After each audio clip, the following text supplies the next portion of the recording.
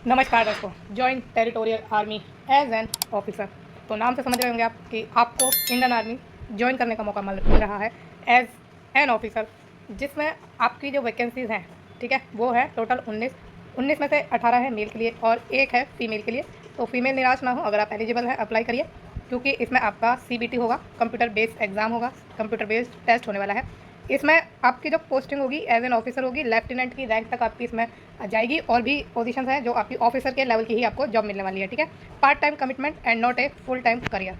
ये आपका part time commitment है, जिसके साथ आप दूसरी अपनी जो आपकी दूसरी कहते हैं प्रोफेशन भी कर सकते हैं, ठीक है। तो इसमें आपके लिए अपॉर्चुनिटी बहुत ही ज़्यादा बेहतरीन तरीके से आपको दी जा रही है। इसमें आपको अप्लाई करने के लिए सिर्फ ग्रेजुएशन आपको चाहिए, ठीक है। ग्रेजुएशन के अलावा इसमें कोई आपसे एक्सपीरियंस नहीं मांगा, मास्टर्स नहीं मांगा, PhD वगैरह कुछ भी नहीं मांगा है। ओनली ग्रेजुएशन मांगी है, सिर्फ ग्रेजुएशन के साथ आप इसमें अप्लाई कर सकते हैं। लास्ट डेट जो इसमें अप्लाई करने की है वो 10 जून है, ठीक है।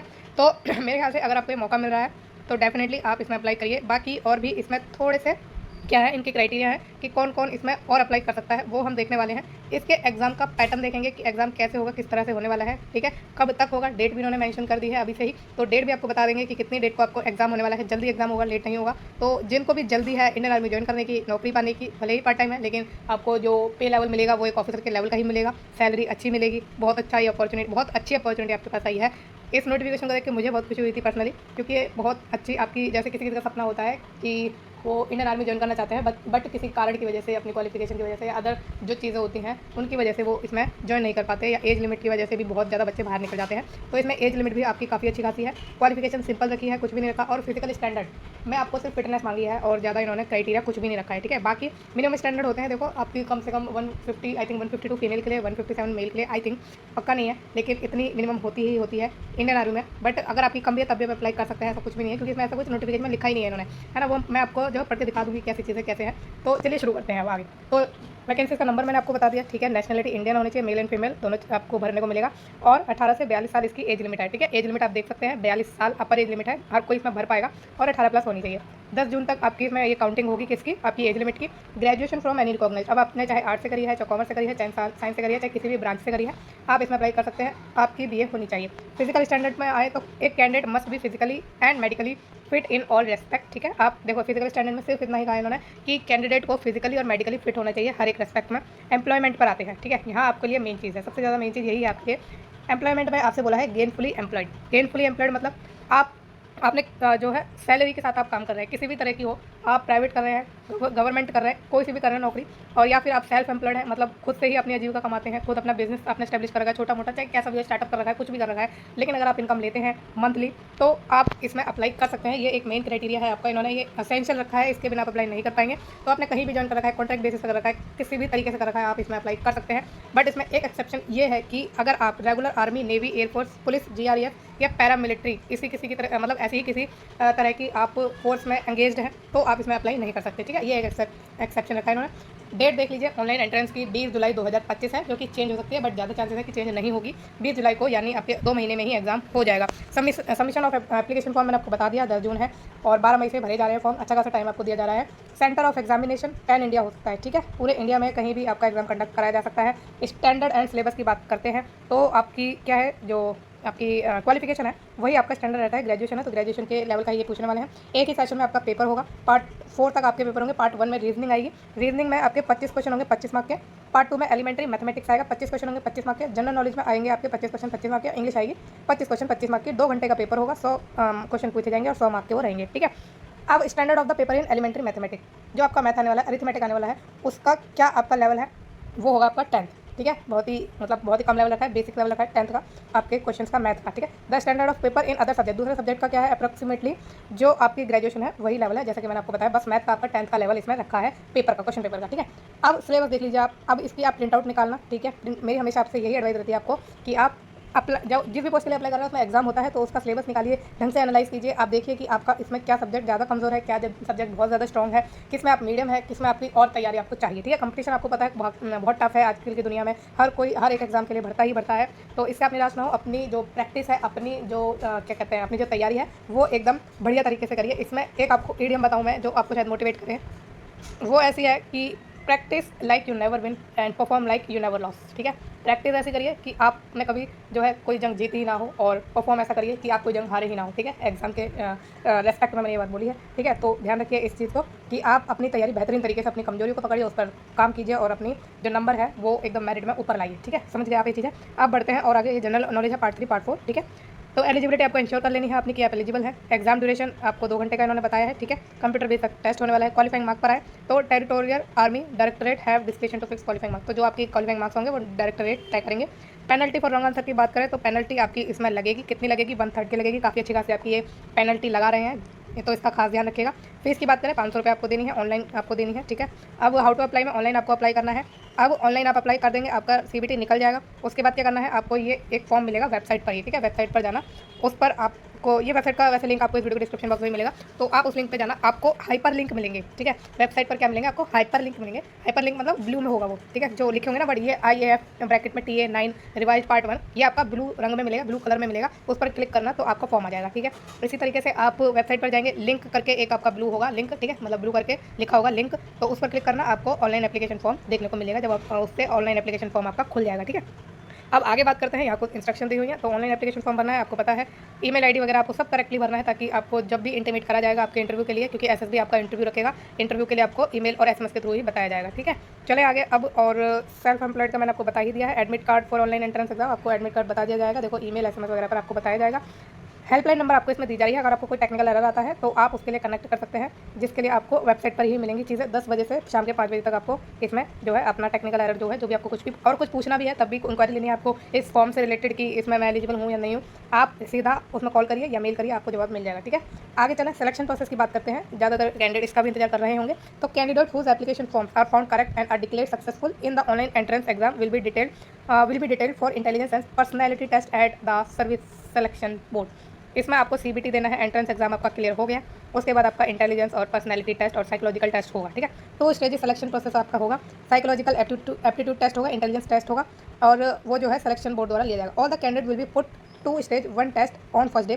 पहले दिन आपको एक टेस्ट लिया जाएगा, उसके बाद जो ये क्लियर कर जाएंगे उनको नेक्स्ट फर्दर टेस्ट के लिए आगे बुलाया जाएगा, और जो नहीं कर पाएंगे उनको वापस भेज दिया जाएगा। ठीक है, इसमें ये लिखा हुआ है, the male and female candidate will be placed in separate order of merit on the basis of the total marks secured by them in the online entrance examination and in the SSB test. तो male की और female की दोनों की उनके marks की जो merit बनेगी अलग अलग बनेगी, CBT के लिए भी और आपकी SSB टेस्ट के लिए भी। ठीक है, एम्बॉडीमेंट ऑफ ट्रेनिंग की बात करें तो 6 मंथ की आपकी प्री कमीशन ट्रेनिंग होगी as provided in TA rule 20A, और जो भी अमेंडमेंट होंगे उसके according candidate shall be commission in TA only on successful completion of set pre commission training. तो आपको TA में तभी आपको जो कमीशन किया जाएगा जब आप प्री कमीशन ट्रेनिंग जो है कंप्लीट कर लेंगे। 2 मंथ एनुअल ट्रेनिंग कैंप आपका हर साल होगा, if not embodied for more than 6 month in A training year. ठीक है, तो ये चीज़ आपकी है कुछ। अब आगे बढ़ते हैं, term and condition of service की बात करें तो देखो इसमें टर्म एंड सर्विस क्या है कि territorial army is part time concept with mandatory 2 month training in a year and does not guarantee full time career. तो इसकी टेंशन आप मत लीजिए, अगर आपने आर्मी में ज्वाइन कर लिया है तो उसका जो एक्सपीरियंस होगा वो आपको कहीं भी देखने को नहीं मिलेगा, कहीं भी आप ये एक्सपीरियंस नहीं ले पाएंगे, है ना। तो ये चीज़ आपके लिए बहुत ज़्यादा ज़रूरी है, आपको आर्मी का एक एक्सपीरियंस मिलेगा। और मान लीजिए किसी भी कारणवश अगर मान लो आप इसमें नहीं भी, आपका ट्रेनिंग वगैरह सब हो जाती है, आपकी पार्ट टाइम हो भी रही है, फुल टाइम आप करियर प्रोवाइड नहीं भी कर पा रही, ठीक है, मान लीजिए आप कि फुल टाइम करियर आपको नहीं मिल रहा है इसमें, जैसे कि लिखा भी है, तो अगर आपको नहीं मिल रहा, लेकिन जब आप इसकी ये कंप्लीट हो जाएगी ना, ये TA वाली चीज़ है, तो आपको जब दूसरी जगह अप्लाई करेंगे तो उसका इंपैक्ट अलग ही पड़ेगा। इंप्रेस होते हैं लोग, डेफिनेटली इंप्रेस होते हैं इन चीज़ों से, जब आप दूसरे इंटरव्यू बोर्ड में बैठेंगे, कहीं भी अप्लाई करेंगे, सरकारी में भी चाहे प्राइवेट में भी, कहीं भी, तो अगर आप जाएंगे तो उसका इंपैक्ट आपके लिए अलग ही पड़ेगा, दूसरे कैंडिडेट के मुकाबले आप एक अलग स्टैंड आउट करेंगे, बहुत ही ज़्यादा आउटस्टैंडिंग आपकी इसमें रिज्यूमे बनेगा, आउटस्टैंडिंग आपकी पर्सनैलिटी बनेगी, ट्रस्ट में, आप भी जानते हैं ये बात तो, है ना। फिर serving in territorial army do not guarantee pension and the same in subject embodied service as per organisational requirement. तो पेंशन वगैरह का इसमें ऐसा कुछ सिस्टम नहीं है। Commission is granted in the rank of lieutenant, ठीक है, लेफ्टिनेंट की रैंक पर आपको कमीशन किया जाएगा। Pay and allowances and privileges will be same as regular army officer. Full time ना होने के बावजूद भी आपका जो पे होगा, अलाउंसेज होंगे, प्रिविलेजेस होंगे, सेम होंगे रेगुलर आर्मी ऑफिसर की तरह ही, ठीक है। When embodied for training and military services, जब आपको एम्बॉडीड किया जाएगा ट्रेनिंग में, मिलिट्री सर्विस में। Promotion up to lieutenant colonel by time scale subject to fulfilling laid down criteria. तो जो इन्होंने क्राइटेरिया आपके लिए रखा है, फुलफिल आप करते हैं, आपका प्रमोशन हो सकता है लेफ्टिनेंट कर्नल तक, ठीक है। Promotion to colonel and brigadier by selection, यहाँ तक भी आप पहुँचेंगे। फिर आगे बात करें, officer commission in territorial army में be called out for military service for longer duration depending on the requirement. इसको ध्यान से समझिए क्या कह रहे हैं ये, कि जो भी ऑफिसर कमीशन किए जाएंगे टेरिटोरियल आर्मी में, उनको कॉल किया जा सकता है मिलिट्री सर्विस में लॉन्ग ड्यूरेशन के लिए रिक्वायरमेंट के हिसाब से। तो है ना आपके लिए अच्छी अपॉर्चुनिटी। मैंने बोला ना, आपने पार्ट टाइम कर भी लिया तब भी आपके लिए बेहतरीन है, फुल टाइम भी आपको ये रख सकते हैं, लॉन्गर टाइम के लिए भी रख सकते हैं, और ये रिक्वायरमेंट के हिसाब से होगा। पे स्केल देख लीजिए, आप अगर लेफ्टिनेंट में सेलेक्ट होते हैं इस पोस्ट के लिए तो आपको पे लेवल 10 मिलेगा, जिसमें आपकी 56,100 से 1,77,500 रुपये तक सैलरी मिलेगी। मिलिट्री सर्विस पे मिलेगा 15,500। कैप्टन के पोस्ट पर होंगे तो लेवल 10A होगा, जिसमें आपकी सैलरी 1,93,900 तक पहुँचेगी। इसमें भी सेम है आपका, सब में आपका सेम है ये मिलिट्री सर्विस पे। मेजर में आप पहुँचेंगे तो मेजर की पोस्ट पर लेवल 11 मिलेगा, जिसमें आपकी 2,07,200 तक सैलरी पहुँचेगी। लेफ्टिनेंट कर्नल में आप पहुँचेंगे तो 12A का लेवल मिलेगा, जिसमें आपकी सैलरी 2,12,400 तक पहुँचेगी। कर्नल में 13 लेवल मिलेगा, जिसमें आपकी सैलरी 2,15,900 तक पहुँचेगी। ब्रिगेडियर में पे लेवल इसमें 13A है, जिसके लिए सैलरी आपकी पहुँचेगी 2,17,600 तक।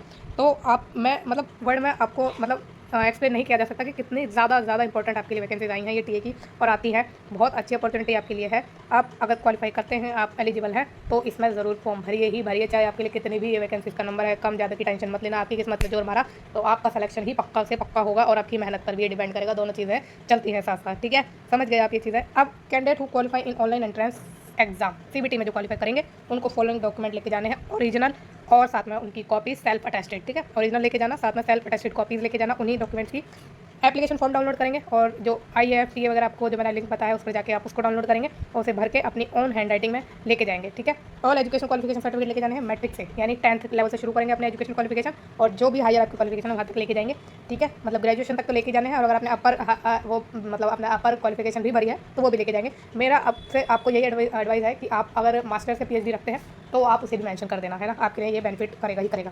फिर आपको आइडेंटिटी कार्ड लेके जाना है, voter ID, PAN card, passport, driving licence या आधार, या कोई और अगर आपके पास गवर्नमेंट ID है तो वो। फिर आपके पास रेजिडेंशियल एड्रेस का प्रूफ लेके जाना है, और प्रूफ ऑफ एज लेके जाना है, जो कि 10th की मार्कशीट होती है, सर्टिफिकेट होता है। और जिसका भी नाम मान लीजिए वेरी करता है आपके जो आप फॉर्म में भर रहे हैं, और जो आपके 10th का कोई भी लेवल है उसमें नाम अलग है, तो आपको एक गजट नोटिफिकेशन जारी करवाना पड़ेगा, और एफिडेविट वगैरह आपको लेके जाना पड़ेगा, ठीक है।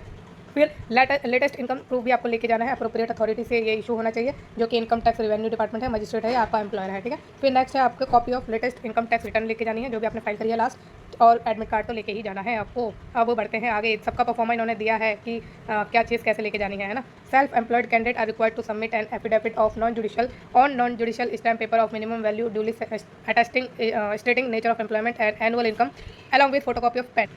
तो आपको अगर आप सेल्फ एम्प्लॉयड हैं तो आपको क्या करना है, आपको क्या करना है, एफिडेविट जमा करना है नॉन जुडिशियल स्टैम्प के साथ, मिनिमम वैल्यू उसकी होनी चाहिए, ठीक है, और उस पर लिखा हो कि आपका एम्प्लॉयमेंट का नेचर क्या है, एनुअल इनकम क्या है, और आपकी फोटोकॉपी लगेगी पैन कार्ड की, और साथ में लगेगा सर्टिफिकेट, जो आपका करेक्टर सर्टिफिकेट है, सेल्फ सर्टिफाइड होना चाहिए, वो आपका लगेगा, ठीक है। फिर सर्विस सर्टिफिकेट बाय कैंडिडेट जो एम्प्लॉय है गवर्नमेंट, यूनियन टेरिटरी, स्टेट या सेमी गवर्नमेंट या प्राइवेट सेक्टर, या जो भी कहीं भी आप इंस्टीट्यूशन में अगर एम्प्लॉयड हैं तो आपको नो ऑब्जेक्शन सर्टिफिकेट NOC लाना है, ठीक है। अब ये चीज़ आपकी सारी कंप्लीट हो चुकी है, ये आपके परफॉर्मा है, इस पर ही आपको अपना जो एफिडेविट है या आपका जो इनकम सर्टिफिकेट नहीं, ये जो मैंने अभी आपको बताया है कि आपको क्या एफिडेविट वगैरह जो है उनका सबका आपको इन्होंने दिया है। देखो सेल्फ एम्प्लॉयड वाले के लिए जो सर्टिफिकेट है, सेल्फ सर्टिफाइड सर्टिफिकेट, उनके लिए ये परफॉर्मा है, ठीक है। Certificate of rendered by candidate employed in the private sector, जो प्राइवेट सेक्टर में काम करते हैं उनके लिए परफॉर्मा है, ये आपको भर के लेके जाना है जब आपका इंटरव्यू होगा। तो इस वीडियो में इतना ही। वीडियो कैसी लगी है आपको मुझे जरूर बताना। आपको कोई क्वेश्चन है आप मुझसे पूछ सकते हैं कमेंट के द्वारा, कमेंट में ये बताना वीडियो कैसी लगी है। और ऐसी ही इंटरेस्टिंग और बहुत ही वैल्यूबल वैकेंसीज और जॉब के लिए नोटिफिकेशन के लिए आप इस चैनल यानी government and private job alerts को लाइक, शेयर और सब्सक्राइब जरूर कीजिएगा। Thank you so much.